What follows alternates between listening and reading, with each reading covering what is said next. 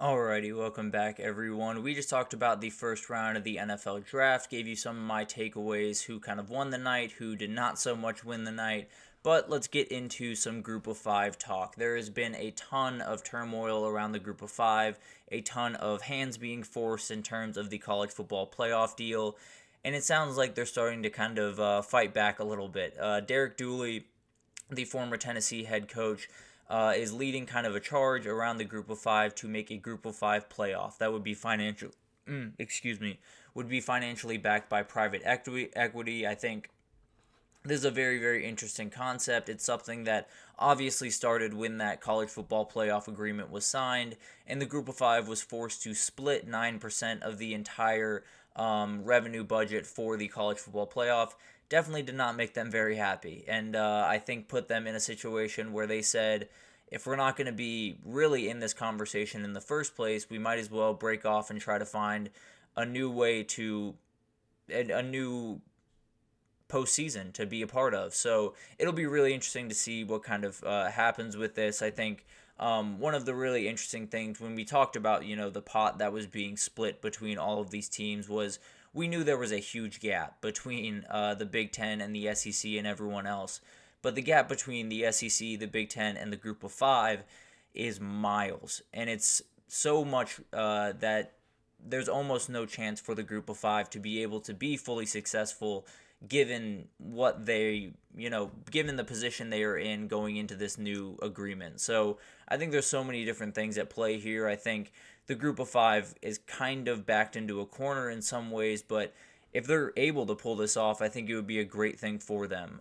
You have so many people talking about the SEC and the Big Ten and the Super League and all of these different things, but it only pertains to the top dogs, right? We only really talk about the guys that stir the drink around college football, but at the end of the day, Group of Five teams are as important as the SEC and the Big Ten teams. They mean the most to college football, and giving them a bigger platform in the postseason, I don't think is necessarily too much of a bad thing. Now, you don't love the idea of these two entities being separated because that's obviously not the way that we want college football to work, but it's one of those things that you are well past the point where these guys are going to be separated by a pretty hefty margin.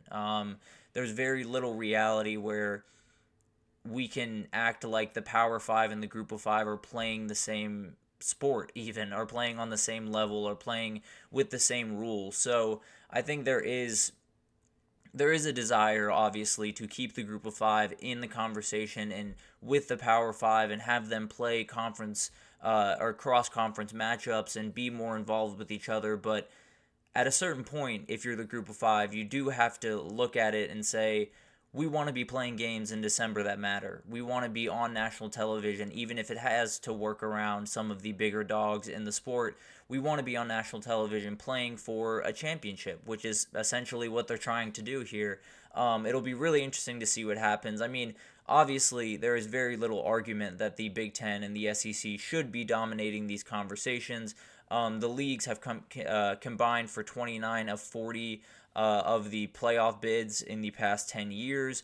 That's based off the new configuration of the sport, to be fair, but definitely they have dominated quite a bit. 113 of 184 BCS and CFP slots, so about 62%, have been the SEC and the Big Ten since its debuted in 1998. So definitely a lot of power on that side of the position, and I think the Group of Five is kind of coming to terms with that. They're looking around and saying, we don't really have a seat at this table. Now, we get to hang out and we get to, give our 2 cents every now and then, but no one's really listening to us at this table, so why not just go create our own over here? Now, this is very much easier said than done, obviously. You have tons of ongoing media deals with CBS, Fox, ESPN, all of those different entities that you got to get on board to be a part of this new thing, because it would add, TV money, it would add TV time to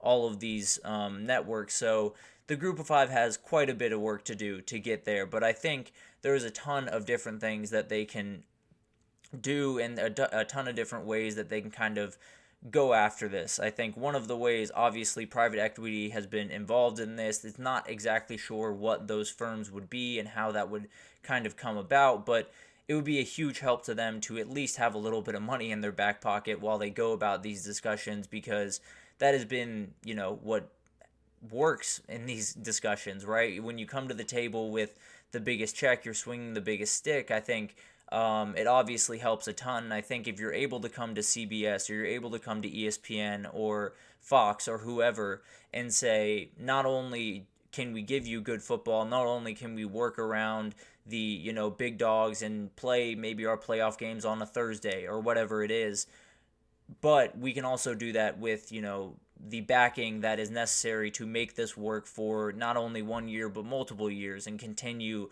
to build this out to a place where hopefully you can finally have a sustainable model in that form. So this is one of the things that I've been a really big advocate for quite some time, to be totally honest with you. There has been this really long push for the group of five to always be in on the conversation. And it's not necessarily that I don't want them in on the conversation. I would absolutely love for the entirety of college football to be level playing field, and we see tons of different teams pop up every single year in the national title talk, but that's not the reality of this sport. There is a very clear division between, the Georgias of the world and the Troys of the world. There is a very, very big difference between Bama and App State. And it's not that either of those teams, Troy and App State, are not remarkable programs.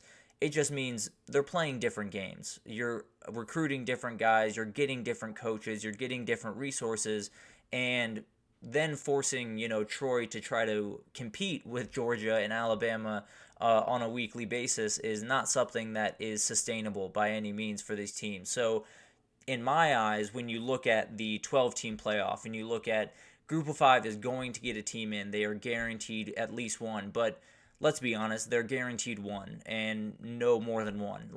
I don't think there's any reality, unless you have two undefeated Group of Five teams and some Power Five teams struggle. I don't think there's very much reality where the Group of Five is finding their way to get more than one team in. And I would say very confidently that if that team finds that one team finds their way in, they're going to get railroaded on a road game in Athens, Georgia, or in Baton Rouge, Louisiana, or in Columbus, Ohio, wherever it is.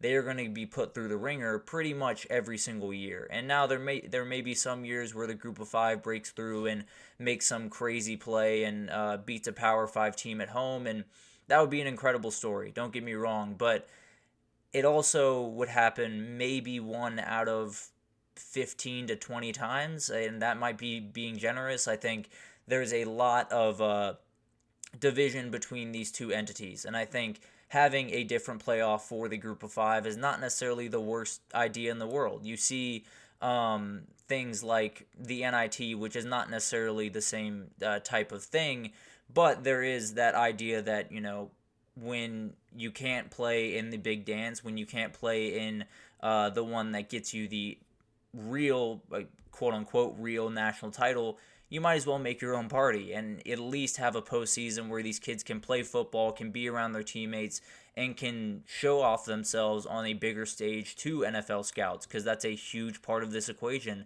especially for Group of Five players. So I think it's a very, very interesting thing. It's a very interesting concept, and I think it's something that a lot of Group of Five teams will really fall in love with. There's so many teams out there that are looking at this new proposal for a 12-team playoff and saying, yeah, we now have a guaranteed spot. We now have a seat at the table no matter what, and that's great and all. But first of all, what does that mean if every time that you get in, you are the 12 seed heading to the best non-conference champion, and you're playing them at their home every single year?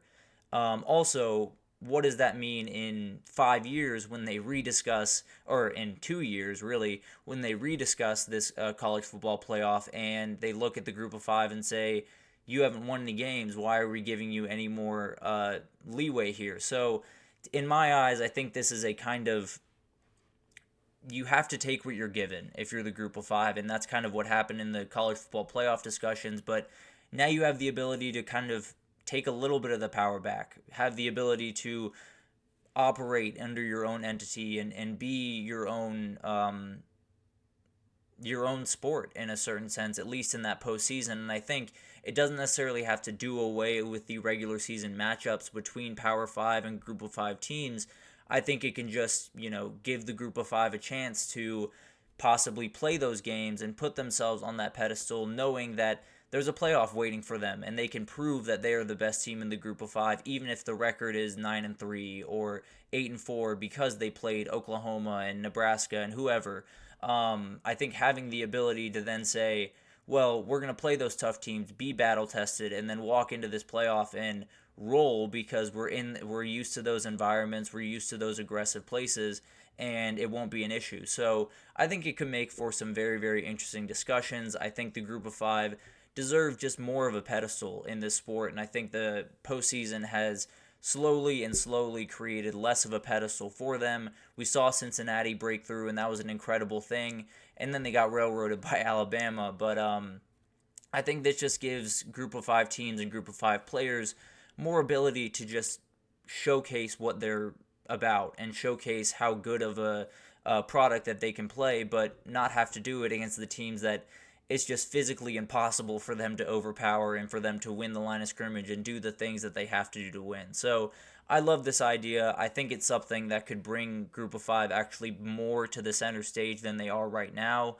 I think it gives them ability to have standalone games where you can tune in and see App State and Troy or App State and JMU or whoever it is battling it out and giving all the effort in the world and not just, in the Pinstripe Bowl, playing a game that, half the guys from the Power Five have already opted out, and it's just not nearly as fun for anyone. So I'm all for intense football as much as possible, and I think this would give us more of that. So very excited about this idea. I think it definitely will gain traction over the next little bit, but we'll keep you updated as that kind of unfolds and Derek Dooley kind of hopefully gets a couple more people on his side. But we're going to take our second break here, and when we come back, we're going to talk about the college football playoff. There is a couple of new details that came out from a meeting this week that I want to break down for you all, so stick with us, and we will be right back with that.